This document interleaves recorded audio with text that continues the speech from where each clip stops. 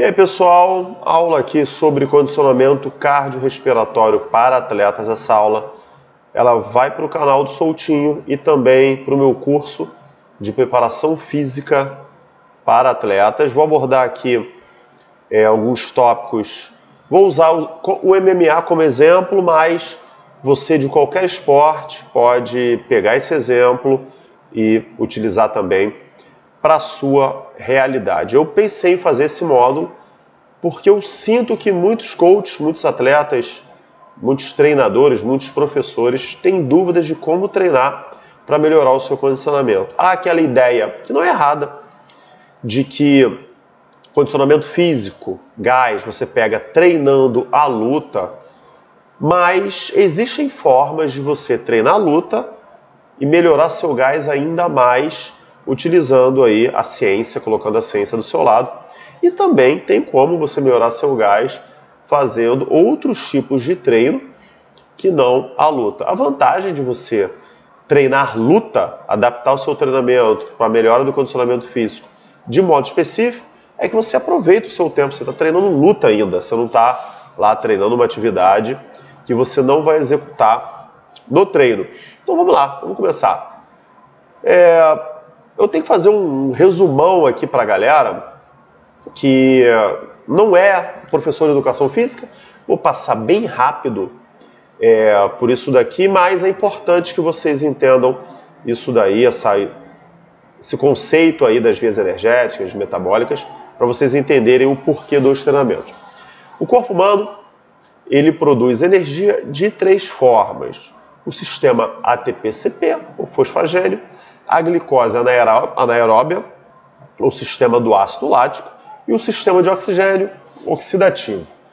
Aqui embaixo tem uma imagem onde mostra o tempo e qual via é utilizada aí, dependendo do tempo e da intensidade. Os estímulos muito rápidos, assim, por exemplo, 100 metros rasos, onde você vai correr aí 15 segundos na pressão máxima, você vai usar esse primeiro sistema aí, se chama ATP-CP. A glicólise, ela vai assumir o papel em estímulos mais longos, estímulos de 2 minutos. Na realidade, gente, eu estou falando de predominância, porque se você olhar aqui embaixo, você vê que todas elas estão sendo utilizadas ao mesmo tempo. Olha, mas nos primeiros 15 segundos, o sistema ATP-CP fornece mais energia. Até 2 minutos, o sistema glicolítico, a glicólise anaeróbia. E a partir daí é o oxidativo, que é esse verde aqui, olha. Tá vendo? Olha, tá vendo que 60 segundos, chega a 2 minutos, aí ele estabiliza. E quem começa a produzir mais energia é o aeróbio, sistema aeróbio, o oxidativo. Então, é importante vocês entenderem esses conceitos que, por exemplo, se eu for na toda intensidade máxima e eu dou um sprint de socos, olha, eu jogo aí 12 segundos de porrada, de pancada, força máxima. Você não consegue manter muito tempo essa intensidade, você vai perdendo aos pouquinhos a intensidade porque a produção de energia desse sistema, nessa intensidade, ela é mais limitada. Então eu vou entrar nesse sistema que a gente chama de glicolítico.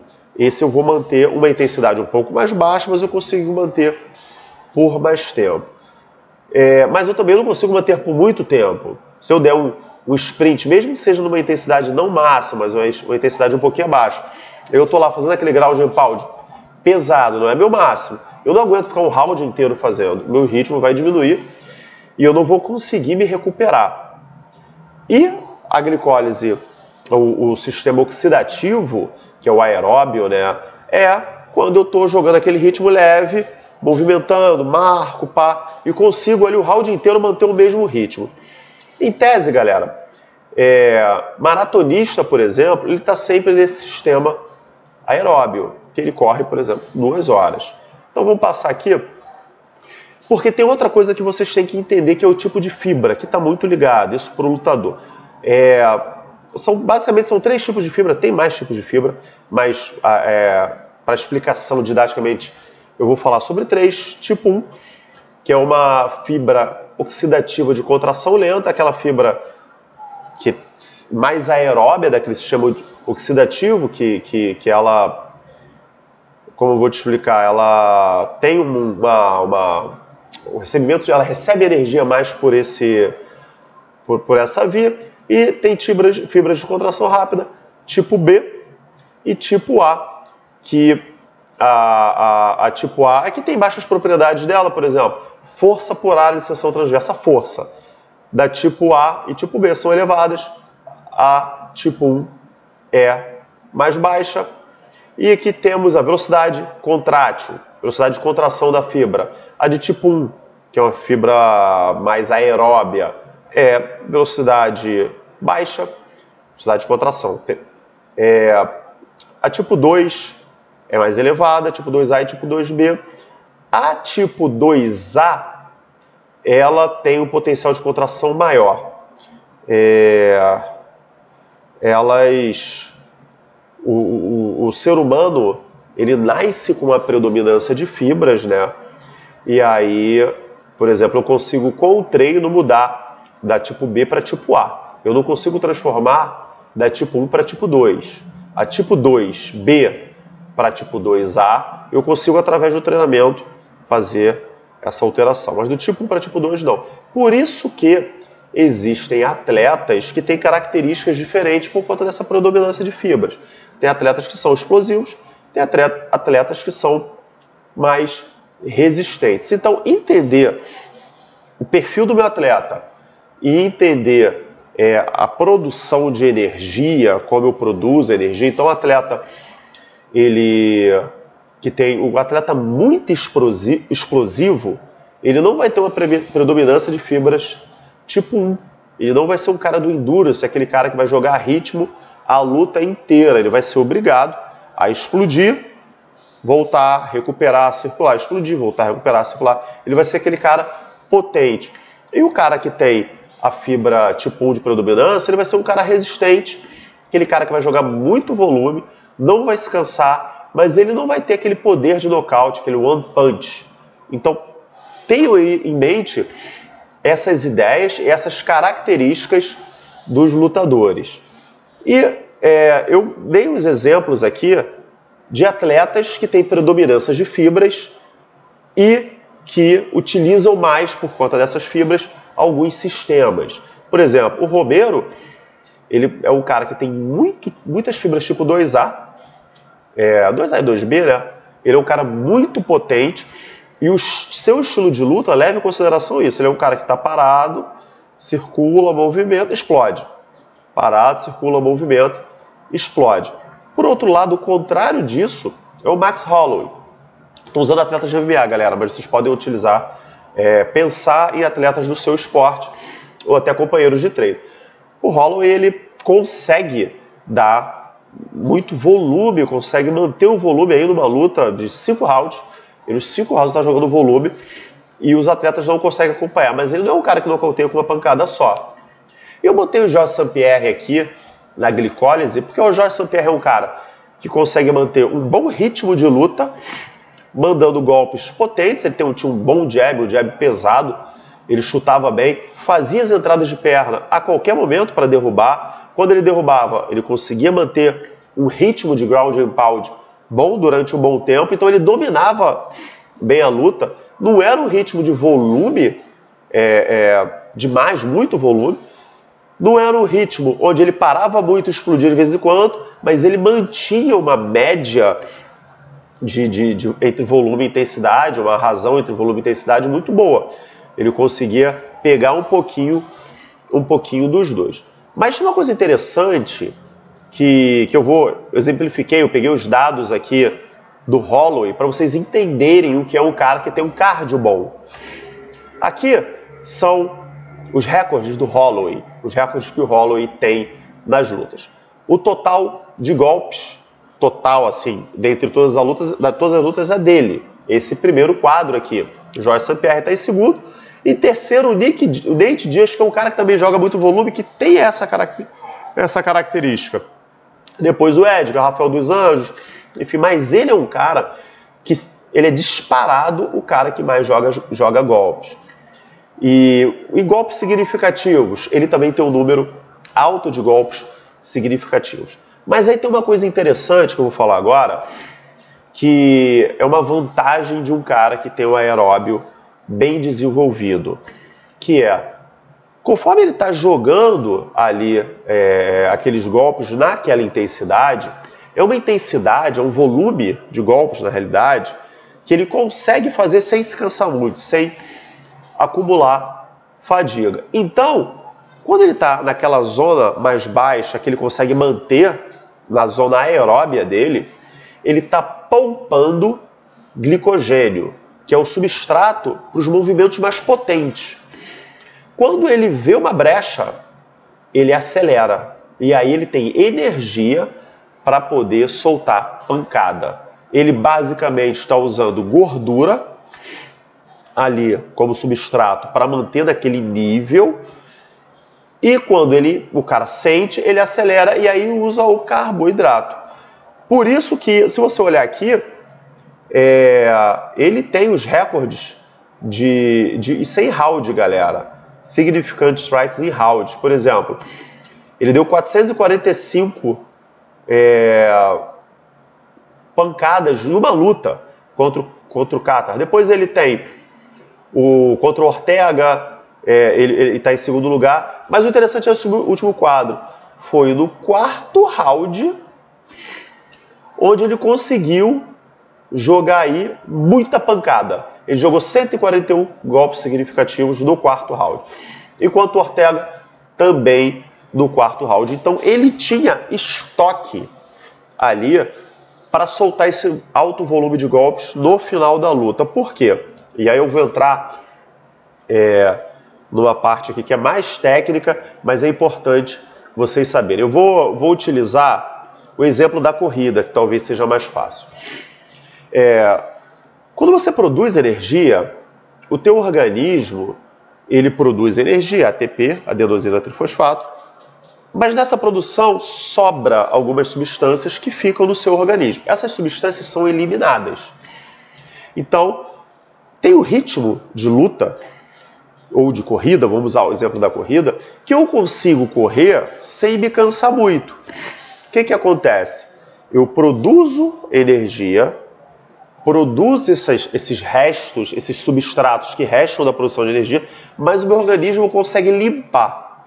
Ele consegue remover esses substratos oriundos da produção de energia, na mesma proporção que ele produz. Então, você não fica cansado. A tua frequência cardíaca não dispara, você ainda consegue conversar, o teu músculo não fica ácido. Aquele ritmo ele consegue manter. Por exemplo, eu fiz um teste, aquele teste é ergospirometria, que você bota a máscara e corre na esteira através das trocas gasosas. Ele sabe se você está no nível onde você está produzindo e retirando a fadiga na mesma proporção. E aí nesse teste você vai aumentando a velocidade. Chega numa velocidade que eu começo a correr mais rápido, a esteira vai ficando mais veloz, que meu corpo produz energia, mas ele não dá conta de retirar esses substratos que sobram da produção. E o que acontece com isso? Meu corpo começa a ficar mais ácido, meu músculo começa a travar, minha frequência começa a subir, eu já não consigo mais respirar. É porque a intensidade da atividade está ficando mais alta.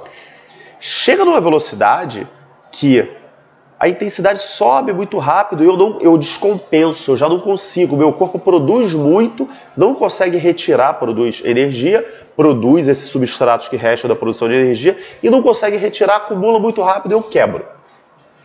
E aí, por exemplo, nesse meu teste, eu conseguia correr a 14 km por hora sem acumular fadiga. Eu estava bem treinado na corrida nessa época, sem acumular fadiga. Assim, para uma pessoa amadora.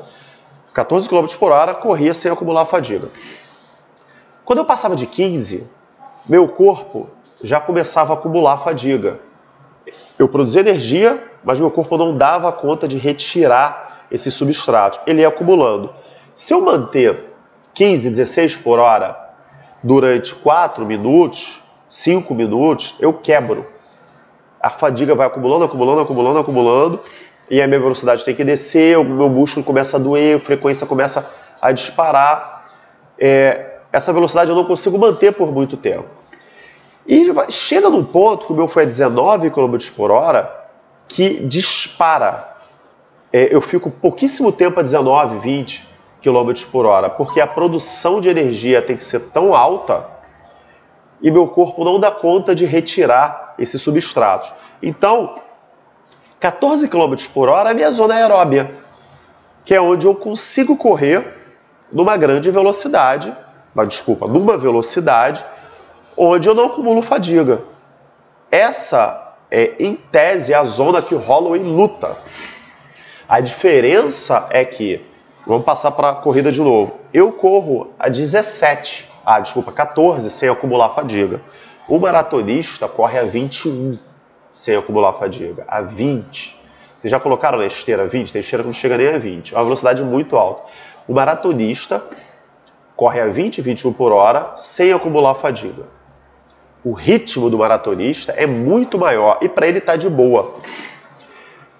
O meu é 14, o dele é 21. A diferença do Holloway para os outros lutadores, que ele, em tese, é um maratonista da luta. Ele consegue imprimir um ritmo muito alto, porque ele tem um aeróbio muito bem desenvolvido, sem se cansar. Utiliza gordura como substrato e quando ele precisa acelerar, o glicogênio, o carboidrato, está nas reservas ainda e ele explode. Ele vê que o cara cansou, ele explode. Ele vê que o cara sentiu, ele explode. Essa é a vantagem de um atleta bem condicionado. Então, a característica dele não é de um atleta explosivo e ele trabalhou essa zona aeróbica, essa parte aeróbica e foi se desenvolvendo. Óbvio que ele deve fazer trabalhos específicos de potência para aumentar a potência dele, para ele ter um soco mais pesado, principalmente quando ele parte para nocautear. Então, o Holloway é o nosso exemplo de atleta com predominância de fibra tipo 1, que luta numa zona aeróbia. Ele luta, provavelmente, ele luta na zona aeróbia. Não tem como ele lutar 4 rounds, jogando golpe o tempo inteiro, sem se cansar. Quando ele chega no corner, isso é uma característica que você pode perceber que ele está na zona aeróbia. Ele conversa normalmente, ele não está ofegante. Tem luta que ele termina, ele levanta os braços na entrevista, ele está de boa. O condicionamento aeróbio dele faz ele ter esse volume todo de golpes. Ele ganha as lutas por conta do volume de golpes dele, da capacidade aeróbica. E aí a gente começa a entender que os lutadores têm que desenvolver estilos e estratégias de luta que são condizentes com suas capacidades físicas e genéticas. O lutador precisa, antes de tudo, ter um estilo, estratégia de ataque e defesa, para definir o seu ritmo de luta. Por quê? Um cara como o Borrachinha ou o Romero não pode lutar como o Holloway. Isso é óbvio, ele vai cansar. Claro que isso é até uma coisa natural conforme você vai treinando, você vai entendendo aí teu ritmo, teu estilo, mas você ter a certeza, poxa, eu sou assim, eu tenho que lutar assim, porque assim é meu estilo. Você entende melhor como vai ser seu ritmo de luta. Porque, eu escrevi aqui embaixo, essa escolha passa pelo biotipo, altura, peso, predominância de fibras e arte marcial de base. Por que arte marcial de base? Vocês conhecem um wrestler alto e magro, longilíneo? Strike, você até conhece strike baixo e mais forte, mas um wrestler alto e magro, não. O wrestling pede aí um biotipo físico um pouco diferente por conta da força e potência que você tem que imprimir. Normalmente um bom wrestler é um cara com fibra tipo 2. É o biotipo do cara. E o bom strike, não necessariamente. Você vai ter bons strikes de predominância de fibra tipo 1, os caras mais longilíneos e tal, resistentes, e você vai ter bons strikes com fibra de tipo 2. O lutador que impõe seu estilo, ritmo, tem vantagem na obtenção do gás. O cara que toma o centro do cage e traz a luta para o ritmo dele, ele tem vantagem. Porque ele está habituado a treinar naquele ritmo. Se ele está lutando no ritmo de outra pessoa, se esse ritmo for maior que o dele, ele perde o gás, ele cansa. Então, se você não for o contragolpeador, ou o cara que explode de vez em quando, aquele cara que joga aquelas potências do nada, você deve tomar o centro e trazer a luta para o seu ritmo. Óbvio, temos contragolpeadores, temos caras que são intermitentes na explosão, na potência, e existem diversos estilos de luta. Então, assim, você trazer a luta para você, e às vezes você deixar o cara se movimentar para o contragolpeador é lutar no teu ritmo. Eu estou caminhando para trás, circulando, bloqueando, esperando os movimentos para eu poder jogar o meu por cima. Eu estou lutando no meu ritmo de contragolpeador. Entendeu? E outra coisa, os lutadores mais técnicos, eles economizam energia, economia de movimento. Quanto mais técnico é o meu gesto, menos energia eu utilizo. Então, por isso que é importante manter a parte técnica de escolinha, de repetição, sempre, eternamente. Se eu não trabalho o gesto motor de forma limpa, eu passo a não trabalhar o gesto de forma técnica e acabo utilizando mais energia para fazer o gesto. Então, gente, parte tática. Defina estilo, entenda quem é você como lutador e a partir daí faça a sua preparação e estratégia de luta em cima das suas qualidades. Você tem que impor o seu estilo. Esse estilo vem de tudo que eu te falei. Biotipo, altura, peso, predominância de fibras e arte marcial de base. E aí vamos para a parte mais técnica. Vou começar já com uma polêmica, né? Que eu vejo pessoas dizendo que não. Vejo pessoas falando mal disso, mas o lutador precisa correr. A corrida, ela ainda é a melhor forma de desenvolver seu sistema aeróbio. Lembra lá do Holloway, do Nate Diaz, desses caras que jogam volume? Mas existem formas de trabalhar o seu cardio nos treinos específicos de luta. As vantagens de ter uma boa potência aeróbia é conseguir impor um ritmo mais intenso sem descansar. Exemplo do Holloway.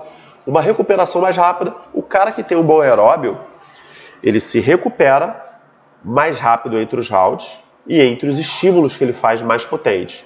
Se ele der um sprintzinho, o cara que tem um bom aeróbio, ele circula, movimenta de um lado para o outro, recuperei. E economia de energia para sprint no fim dos rounds ou quando o adversário estiver cansado. O exemplo também que eu utilizei do Holloway. Isso é para um lutador que tem o aeróbio bom. Como eu falei, a corrida melhora o condicionamento aeróbio. E é por isso que atletas de boxe, atletas de Muay Thai, atletas de MMA, atletas de wrestling, a elite esportiva corre. A elite esportiva corre. Posso fazer esse treino no tatame, no ringue? Tem como. A corrida tem mais parâmetros para você mensurar se você está nos níveis ou nas faixas de treino que você precisa estar para melhorar. Mas dá para fazer isso no tatame. Como? Vamos lá, vou explicar uma forma de você fazer treino aeróbio dentro da luta. Uma maior quantidade de sparrings em intensidade mais baixa ou treinos dirigidos, aqueles treinos onde eu separo lá 2 minutos fazendo isso, 2 minutos fazendo isso, 2 minutos fazendo isso, troca, e você vai rodando, olha, esse round nós vamos fazer isso daqui, nesse round vocês vão fazer isso aqui, nesse round vocês vão fazer isso aqui, e você vai criando volume de treino, dirigindo o seu treino dessa forma. E aí a intensidade não pode ser muito alta, porque lembrando, se eu faço uma intensidade muito alta, eu não consigo manter o treino. Nesses treinos mais longos, você precisa manter uma intensidade constante, mas por muito tempo. Então, por exemplo, um sparring mais leve, 50% a 40%, muitos rounds de sparring, mantendo aquele ritmo constante, é uma forma de treinar aeróbio. Um rola, onde você não vai a 100%, se baixa, e você já faz vários rolas. 10 rolas de 5. Cara, 10 rolas de 5 são 50 minutos de treino. 50 minutos de treino é uma zona aeróbia. Você consegue fazer 10 rolas de 5 na pressão?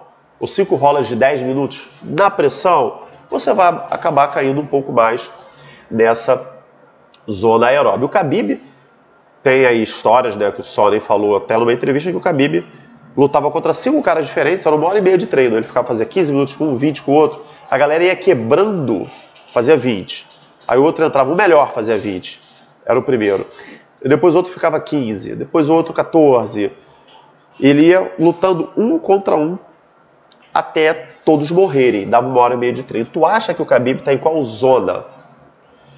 Ele está treinando numa zona onde ele está confortável, uma zona onde ele não acumula fadiga.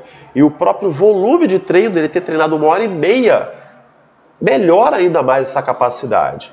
Então, treinos mais longos, numa intensidade mais baixa, melhora a sua capacidade aeróbia. Não precisa ser 100% porrada o tempo inteiro.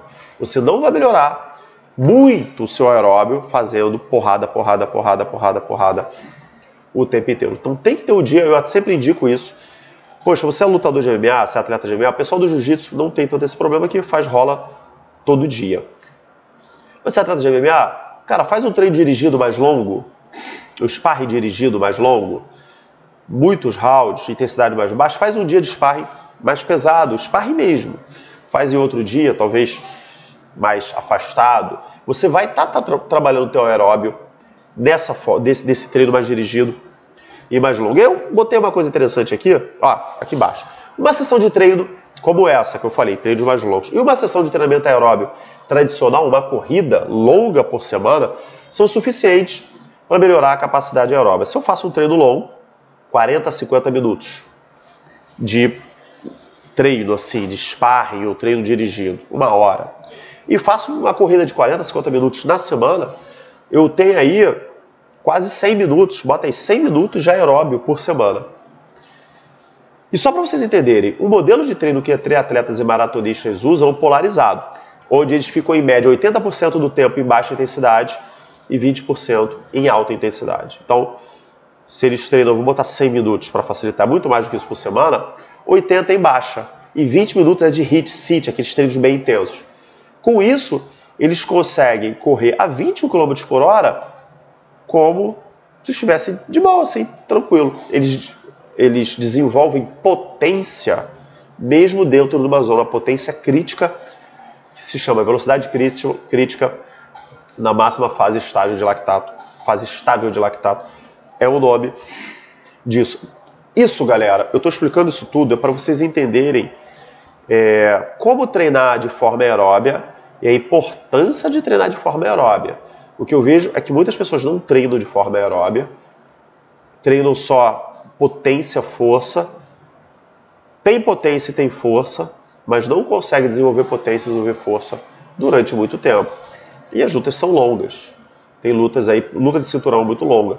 Uma luta do faixa preta, por exemplo, são 10 minutos você rolando. Então, se eu tenho um aeróbio bom, eu consigo jogar um ritmo alto sem me cansar e eu consigo explodir no final. Eu consigo fazer as duas coisas. Por isso, essa é a importância de você também treinar o seu aeróbio. E aí, falei sobre o aeróbio longo, que é o contínuo, intensidade baixa e tempo longo, que é o que eu expliquei a vocês como fazer. E tem os treinos de alta intensidade. O HIIT curto, que aí eu botei um protocolo que é o Gibala, 8 a 12 séries de 60 segundos de atividade por 60 segundos de intervalo. Esse é o Gibala tradicional, intensidade 1 minuto, uma intensidade boa. E eu descanso 1 minuto. Esse é o HIIT curto, que aí 15 segundos a 1 minuto é um HIIT considerado HIIT curto. E o intervalo você pode fazer aí 1 por 1, 1 por 2, você pode descansar até 120 segundos. É ok você fazer isso. O HIIT longo, botei o Sloth, que são 4, botei até errado ali, 4 séries de 4 minutos de atividade por 3 de intervalo. Você faz 4 minutos aí, é mais longo, né? Mas você tem um intervalo mais longo. Até 4 minutos aí é considerado um HIIT longo, acima de 1 minuto, até 4 é o comum de se fazer HIIT longo. Então tem treinos, por exemplo, de 4 minutos de atividade por 4 minutos de intervalo. Mas esses 4 minutos, galera, são 4 minutos para você se cansar, sabe? Tem protocolos aí de frequência cardíaca, de percepção subjetiva de esforço, que você vai adequar aí esses treinos. O CIT, 20 a 30 segundos de estímulo por até 4 minutos de intervalo, porque eu digo 4 minutos. Tem protocolo de CIT, onde você faz 30 segundos e descansa 30. Porra, é morte. Tem protocolo de CIT, que você 30 por 1. 30 segundos por 2, até 30 por 4. Depende da capacidade, enfim. Eu costumo botar 30 por 2, que eu acho interessante. Esses 30 segundos é o que a gente chama de all out. 30 segundos na sua intensidade máxima para você morrer. E aí você descansa 2. E aí volta a fazer. Dependendo do que você está fazendo, 2 você ainda acumula fadiga e você não consegue manter a mesma intensidade. Aquelas bikes, air bikes, assault bikes, que utiliza muito no CrossFit, 30 segundos de sprint máximo por 2 você tem dificuldade de manter. Por 2 você tem dificuldade de manter todos os rounds, assim, você vai perdendo potência. Por isso que até 4 minutos de HIIT. E aí, gente, vocês podem fazer 15 estímulos. Vocês podem fazer mais do que 15 estímulos, 20 estímulos.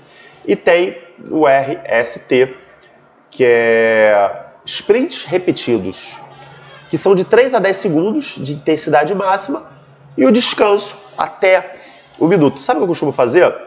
Eu costumo botar 10 por 50. Eu costumo botar 1 minuto de intensidade máxima a cada minuto. Desculpa, 10 segundos a cada minuto. Aí você bota 15 rounds, que vai dar uma luta de 3 rounds de 5. Então, assault bike. Você vai lá, sobe naquela bike, dá uma explosão de 10 segundos, mas aquela de você soltar tudo. 10 até 15 ainda dá para fazer. E descansa o resto do tempo. Isso é interessante porque todos esses treinos melhoram o condicionamento. Mas esse RST, ele aumenta a capacidade de executar sprints sequentes. A potência dos sprints, você consegue manter todos os sprints, treinando assim.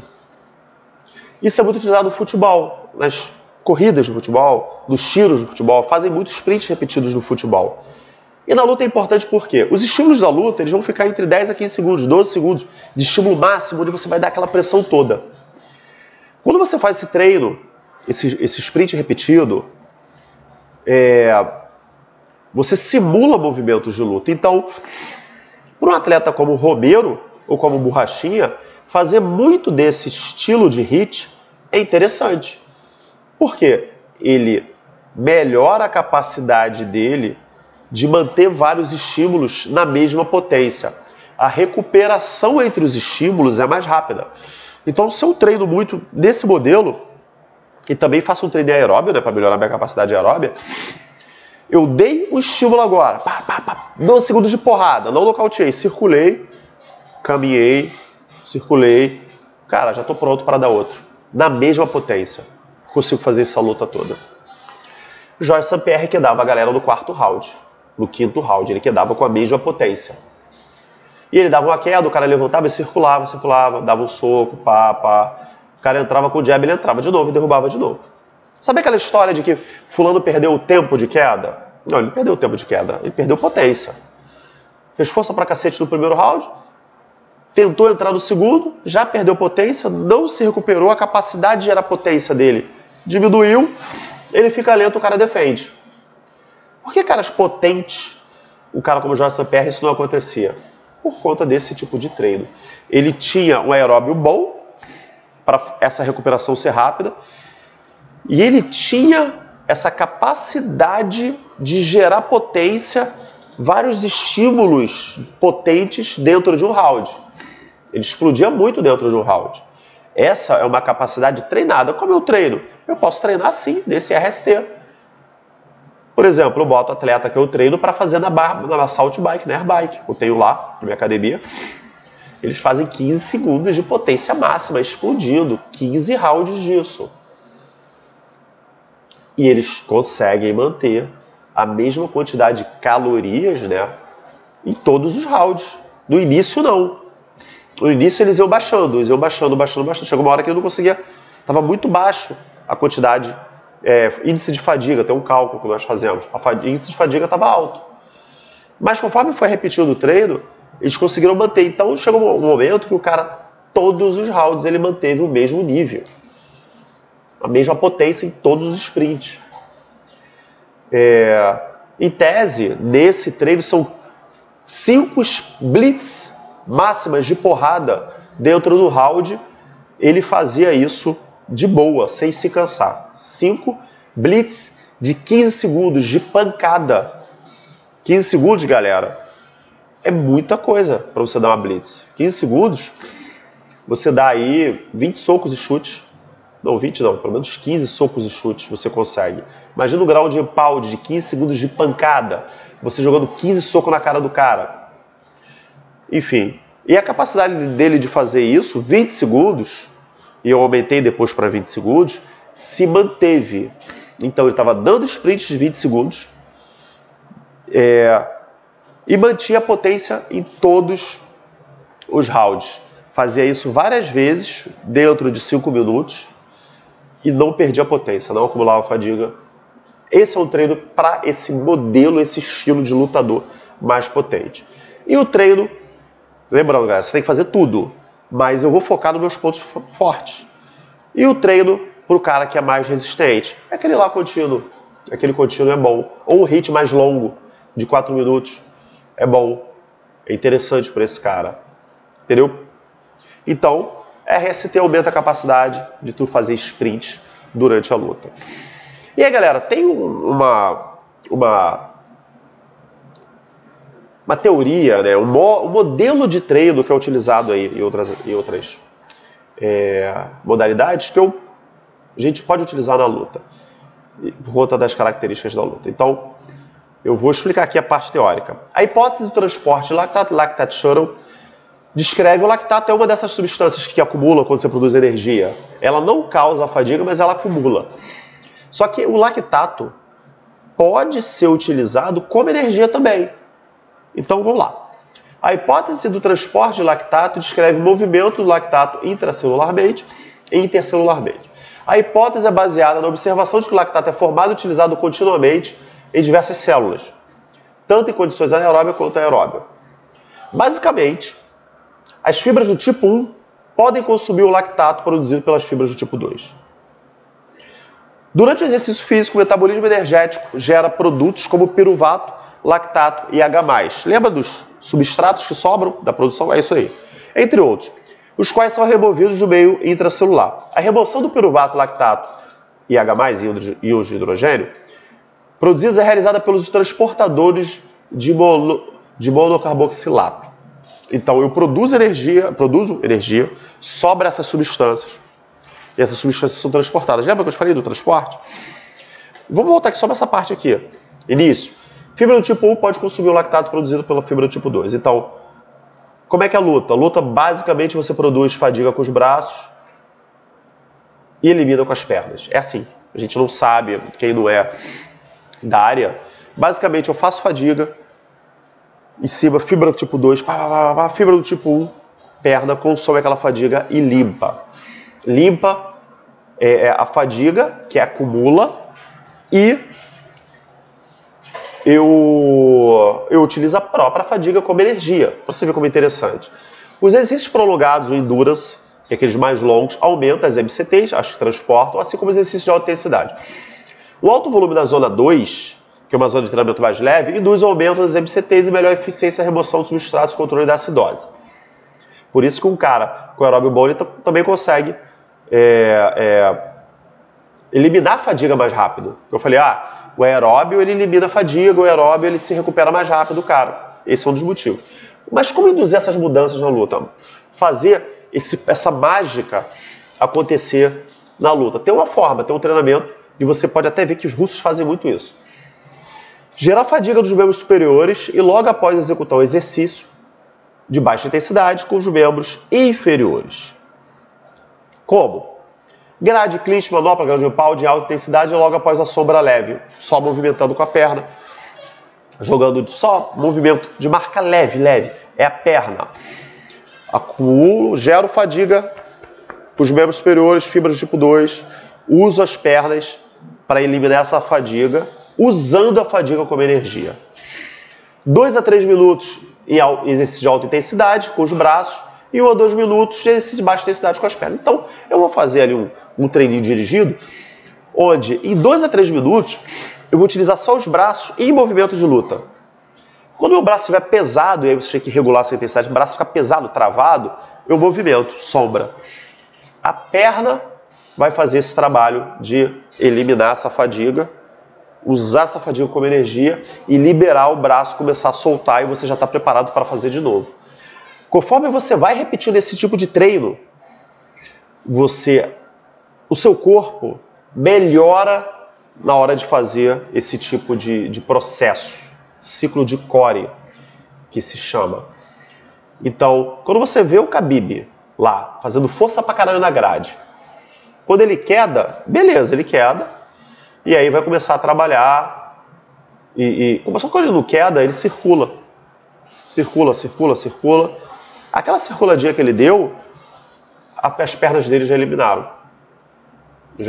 Toda aquela fadiga.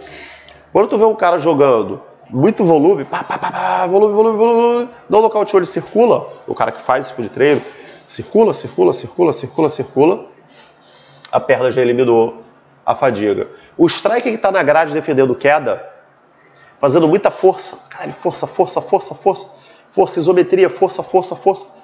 Quando ele sai da grade, não for quedado, e começa a circular, aquele braço pesado, se ele faz esse tipo de treino, as pernas ajudam a eliminar aquela fadiga, o braço dele tá bom para trocar. Porque uma das estratégias é essa. Georges St-Pierre usou, a primeira vez que eu vi essa estratégia foi Georges St-Pierre usou contra o BJ Penn na luta 2. Na luta 1, St-Pierre ganhou, mas saiu com a cara toda amassada contra do boxe do BJ. O que ele fez na primeira luta? Jogou o BJ na grade, fez ele fazer força o round inteiro. Não queria quedar, queria que o BJ fizesse força.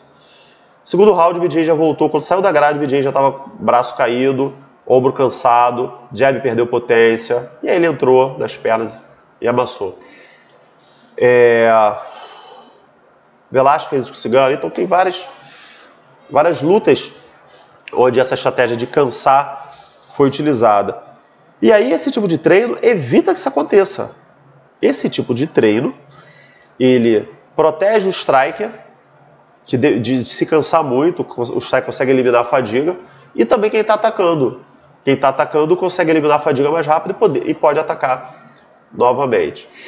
E aí, galera, a pergunta que eu faço para você é o seguinte: você quer condicionar seu atleta ou fazê-lo treinar cansado? Fazer o cara treinar cansado, ok, não é errado. Existe isso. O atleta tem que se condicionar cansado, mente e técnico. Mas é o seguinte: se o meu atleta não tem condicionamento, se ele não está bem condicionado, ele vai ficar sempre cansado. Ele não vai se condicionar. Fazendo o cara treinar a ponto dele ficar muito cansado e fazer rounds e rounds cansados, sem intervalo, não vai melhorar o condicionamento dele. Vai por mim. Não vai melhorar o condicionamento dele. O que vai melhorar o condicionamento dele é ele fazer treinos estruturados como esses que eu passei. É o cara treinar a intensidade, ter um intervalo pequeno para se recuperar, para treinar a intensidade de novo, ter um intervalo pequeno para se recuperar, treinar a intensidade. Aí ele melhora o condicionamento dele. Fazer o cara, obrigar o cara todo dia treinar morto, como por exemplo, o cara vai fazer 6 rounds contra 6 atletas diferentes, no terceiro round ele já está morto, não vai fazer ele melhorar o condicionamento físico dele. Não vai. Esse cara precisa primeiro criar uma base com todos esses treinos. Esses treinos vocês podem, por exemplo, vocês podem fazer um HIIT curto no tatame, com algum exercício. Eu posso fazer um HIIT curto, por exemplo, sempre puxando o gancho do MMA de ground and pound. 1 minuto por 1 de descanso. É um gibala. Posso fazer de bala de ground and pound. Eu posso fazer um sit de ground and pound. 30 segundos. Porrada. Porrada, porrada. Mas é o máximo de porrada. Mas se eu der um intervalo pequeno, e o segundo round? O cara vai perder potência, o cara não vai conseguir. O que acontece? Ele não está melhorando o condicionamento dele. Quem não é da área acha que não, tá sim. Não, não tá. Esse cara deveria ter um intervalo maior para fazer outro estilo. Então tudo que eu ensinei sobre HIIT, SIT, RST, contínuo, essas estratégias, vocês podem utilizar em exercícios específicos. Você tem um parâmetro do tempo, tem um parâmetro do intervalo, tem um parâmetro da quantidade de rounds, então vocês podem adaptar isso tudo dentro da luta. Lembra que eu falei que você pode fazer na luta? Você não precisa trabalhar teu aeróbio fora, correndo ou bike. Pode, posso. Mas eu posso fazer na luta, mas eu tenho que estruturar. O erro maior, galera, é você fazer muito da pouco intervalo, achando que a luta é assim, achando que assim eu estou condicionando. Não estou condicionando. Não estou condicionando. Eu posso condicionar assim o Holloway, que ele já luta nessa faixa. Mas um cara que está precisando melhorar o condicionamento, eu não estou condicionando. Eu preciso fazer esse cara... Ou esse cara vai ficar numa intensidade baixa durante muito tempo, ou esse cara vai fazer muito e vai descansar. Muito e vai descansar. Vai acumular volume no muito. Ele precisa acumular volume na intensidade alta, e para isso ele precisa descansar, ou ele precisa acumular volume na intensidade baixa.